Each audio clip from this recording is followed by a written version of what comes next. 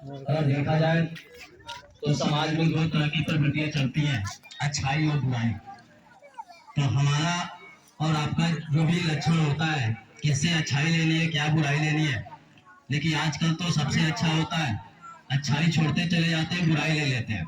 इनके अंदर भी कमियां थी, लेकिन महापुरुषों ने समय रहते हुए अपनी कमियों को दूर किया।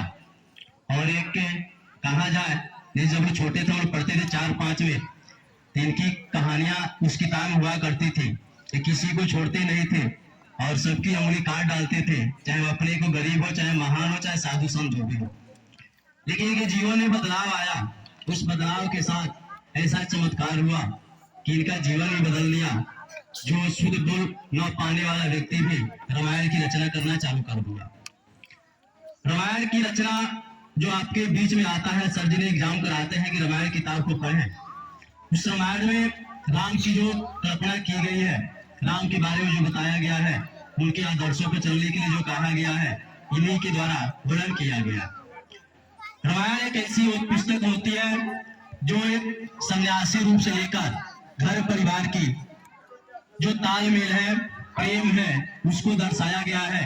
उनके साथ साथ घर के हर व्यक्तियों को सम्मान करने का जो श्रेय जाता है, इन्हीं को जाता है कि इन्हीं के द्वारा ही पूर्ण रूप से रामायण की रचना की गई और उनमें उनके आदर्शों को बताया गया।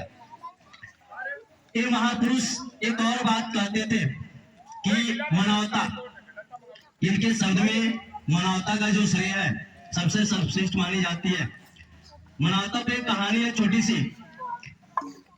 कबूतर नाम सुनेंगे आप लोग, वो पक्षी हुआ करते थे। अचानक वो पक्षी चर्च में घोंसला बना के रहा करते थे। चर्च में रहने के बाद जब क्रिसमस डे आया, चर्च की सफाई रंगाई पुताई होना चालू हुआ, तो वहां से कबूतरों को उड़ा दिया गया। कबूतर उड़ते हुए एक मंदिर में जाके शरण ले। पहले से जो कबूतर वहां रह रहे थे मंदिर में, चर्च से आए कबूतरों का स्वागत किया और वहां पे रहने के लिए जगह दे दिया। कुछ दिनों के बाद दिवाली आई और दिवाली के बाद मंदिरों की सफाई होना चालू हुआ। फिर वहां से पूरे कबूतरों को उड़ा दिया गया, क्योंकि साफ सफाई है, पूजा करना है। फिर वो कबूतर उड़ते हुए जाके गिरजाघर में अपने स्थान ले लिए।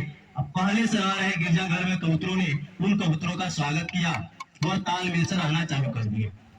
फिर गिरजाघर से उन्होंने उड़ान किया और जाके मस्जिद में रहना चालू कर दिया। फिर मस्जिद में रहे हुए कबूतरों ने उनका स्वागत किया और कहा कि आप आइए और मेरे आशियाना में रहिए।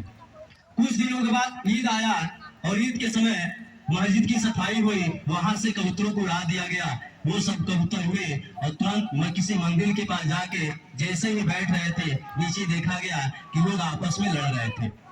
उस कबूतर के एक बच्चा ने पूछा अपनी माँ से, माँ ये क्या हो रहा है? तो उन्होंने कहा ये मानवता समाप्त हो चुकी है, कोई किसी को पहचान नहीं पा रहा है। कोई कह रहा है कि हम हिंदू है, कोई कह रहा हम मुस्लिम है, कोई कह रहा हम सिख है, कोई कह रहा हम ईसाई है। उस मानवता का दिन इनका था। उन्होंने कहा कि हम गिरजाघर से उड़े तभी कबूतर थे, मंदिर में गए तभी कबूतर थे, चर्च में गए तभी कबूतर थे। तो जब हम हर जगह बदलते चले कबूतर है, तो एक इंसान है, तो मानवता इंसान को छोड़ के लेकर धर्म और जाति में क्यों बैठे हुए? तो हमारे धरातल पे, हमारे जमीन पे सबसे बड़ी जो मानवता होती है, मानव को होती है। मानव के बाद ही कोई इंसान होता है, क्योंकि प्रेम जब रहेगा आपके घर में, ये जीवन में, उसको ढाला जाएगा। जिनका जो प्रतीक होता है, इन सम्मान के साथ, जिस प्रकार से राम जी ने अपने सम्मान में, पिता के सम्मान में अपने घर को त्यागा और जंगल में जाके उनके आदेशों को पालन किया और देश के धर्म के नाम पे उनका सेवा किया। तो मुझे भी मानवता के साथ जीवन यापन करना चाहिए और रामायण में जो भी श्लोकें लिखी गई है, जो भी बातें लिखी गई है, उनको भी अपने जीवन में ढालना चाहिए।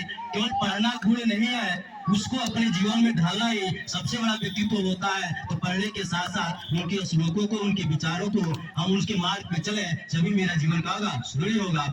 इनके जन्मदिन को बार बार धन्यवाद। ऐसे महापुरुष हमारे धरातल पे, जमीन पे, भारत में जन्म लेते रहे।